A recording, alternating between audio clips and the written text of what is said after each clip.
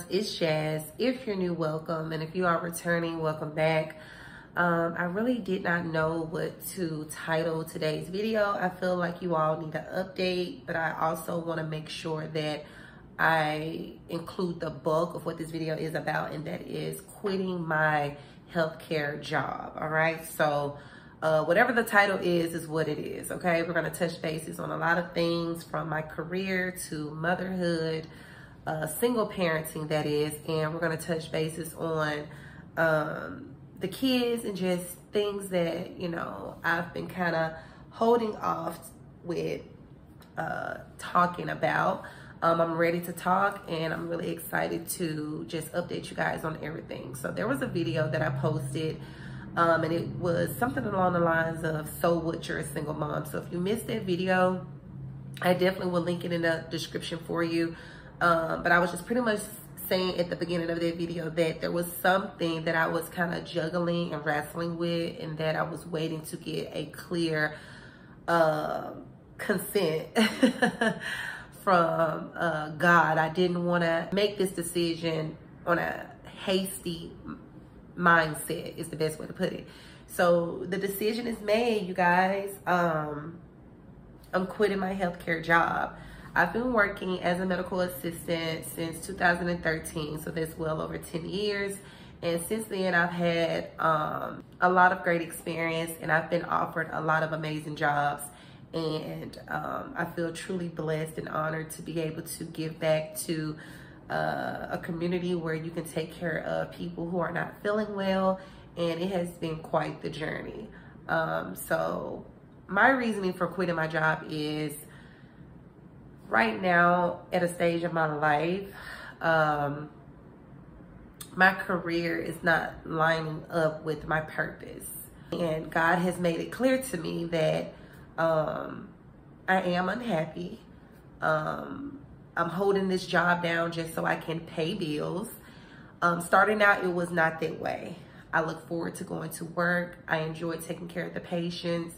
I absolutely love personalized care. In order to work in healthcare, you have to be able to love personalized care, because you're going to be dealing with people who are really sick, you know, and you're going to be exposed to bodily fluids, throw up, spit, blood, you name it, you know, and you have to be prepared for that. And those things never bother me. I always put myself in my patient's shoes. And I've always told myself, if I ever found myself in a situation where I need that kind of help, how would I want to be treated? And I love working in healthcare. And I don't want this to be a sad video. I want this to be a happy video, because I know that God is escorting me into a new thing. And I know what that new thing is, and it's going to be dentistry. I've had my heart set on going into dentistry for so long, and I put off my education for so long. I had actually enrolled in dental classes, and I dropped out of fear and out of just telling myself, like, you can't juggle it all, or becoming overwhelmed, or just giving up on myself. And now that years have passed, I've said to myself, okay, when you wanted to go into dentistry, that was back in like 2020, right when the pandemic hit. And now it's 2 years later. And, you know, I just looked at my mindset 2 years ago versus now, and it's completely different. Like, I wouldn't drop out. I know that I could juggle it, and I would definitely give it my all, no matter what comes my way, because I am truly ready to embark on a new journey. I've told you guys on numerous occasions that I want to become a dentist, and I am so set on that. Like, I want to become a dentist. And so I'm going to be enrolling in class, and we'll get into that, you know, at a later time, because this is really about quitting my job. So that's my goal, you know, past quitting my job, is to enroll in college. And I'll more than likely be a stay-at-home mom. Although my kids go to daycare and they go to school, I'll still be home. And I thought about, like, you know, bills and, you know, the kids' necessities, my necessities, the house necessities. And of course, fear tried to kick in. But again, I know that, you know, I'm going to be stepping into a new thing. There is a possibility of me doing something more clerical, working from home. My profession is medical assistant, if you did not know, and I've worked in clinical settings, hospital settings, nursing homes, and so forth. And so with medical assisting, you're drawing blood, EKG, you're setting patients up for pap smears, you're doing penis swabs, you're doing finger sticks, spinning blood down, urine cultures. You're doing a whole lot of clinical stuff. That's what medical assistants do. A lot of people mistake us for nurses, but we are the ones that run clinics. If you ever see us in the hospital, they'll refer to us as a PCA, which is a patient care assistant, or they may say patient care tech, or they may say patient nursing assistant. It is legit all the same thing. But yeah, I've just been burnt out, you know, and I know that COVID-19 also plays a major part in that. I actually contracted COVID through my job, and that was a wake-up call for me, and I still did not quit the job because I kept telling myself, bills got to be paid, you're a single parent, you know, what happens if you quit your job? You could lose your place to stay, you could lose your vehicle, your kids, what about their education? And I just did not want, you know, to see my children in some sort of rut because of my decisions, and I didn't want to be, you know, in a rut either. But oftentimes, you know, God is saying that it's okay to let go and let God. It's okay to move forward and knowing that you are walking by faith and not by sight. It is okay to be escorted into a new thing. It is okay to start a new thing, a new beginning. It's okay to just say, you know what, this is out of my hands. This is out of my control. And another thing is we're very, very underpaid as medical assistants. I truly feel every medical assistant should make $25 an hour and up. We are dealing with people bodily fluids. We are putting our lives on the line as well. And that's not to discredit patients. That's not to discredit corporate or anything else along the lines. But there is this thing that, and I'm going to just say it, I believe it, all money is not good money. You know what I mean? And if I were to pass away from contracting COVID-19, like you guys knew I had COVID. So if I would have passed away, how can y'all provide for my kids? How can you all mend my kids' heart? You can't because I merely work for you guys. I'm just an employee, you know?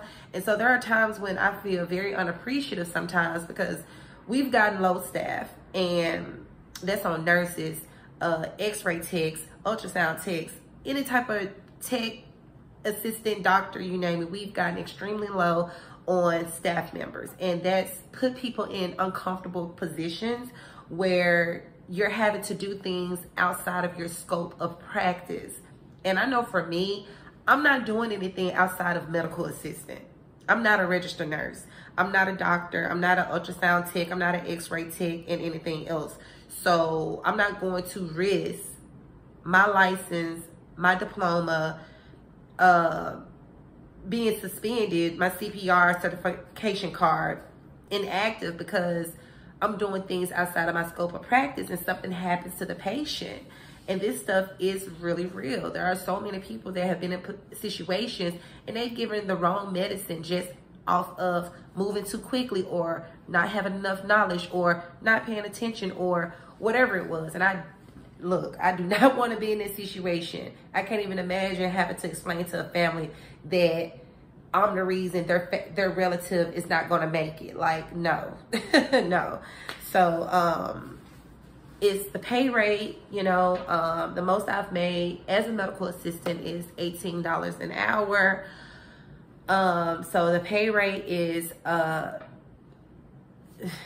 it's a little crappy. And then starting out, I was at $10 an hour, you know, and that was back in 2013. Here it is a whole 10 years later, and I've only made $8 more, you know.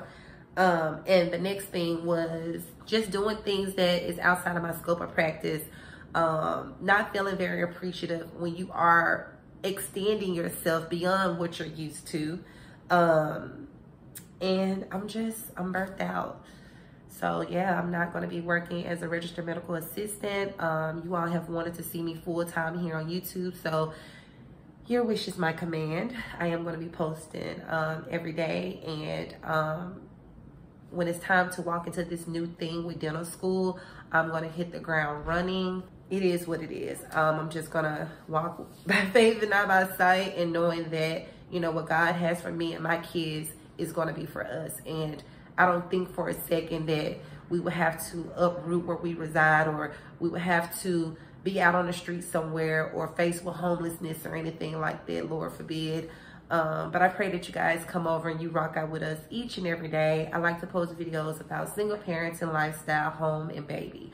But yeah, if you are thinking about quitting your job, if your job is not, you know, aligning with your purpose, those are valid reasons to move on. You know, bills are going to be bills whether we're here or not, you know. And another thing that God has put on my heart is to relocate. And he has really put on my heart 3 places. He's put on my heart California, preferably San Diego. He's put on my heart one of the Carolinas. I think it was either South Carolina or North Carolina. And then he's also put on my heart Texas. Texas has been put on my heart more so than the other states. And we're going to see what God is going to do, you know. So you all pray for me and my finances. I do not have a second plan. As I mentioned, I want to be a full-time college student here with my daughter, and being able to be hands-on with the boys when they have their homework and things that I'm accustomed to doing as a mom. And life goes on. Life is going to keep moving forward, you know. And sometimes if we don't take the leap of faith, God will push us. And that's where I'm at. So yeah, I just wanted to pop in and let you guys know that, and everything that's, you know, getting ready to change. So this very last thing that I want to say is I'm really going to miss my patients. I had a patient that told me that if it weren't for me being there, he would not have had the will to fight. And he's a cancer patient. And he was an older man in like his 50s or 60s. Looked extremely nice for his age, but he was, you know, in his late 50s, early 60s. And it just really humbled me. I've received so many cards. I've received tips. I've received, hey, I'm going to buy your lunch. I'm going to buy your breakfast. Oh my God, I told myself I wasn't going to cry. But I just want to just thank God for putting me in those areas when those patients needed me. It takes a special kind of person to heal the sick. Like, that's special, you know. So I love you guys. Let me go before I start crying, child. And I will see you all in the next video. Bye, guys.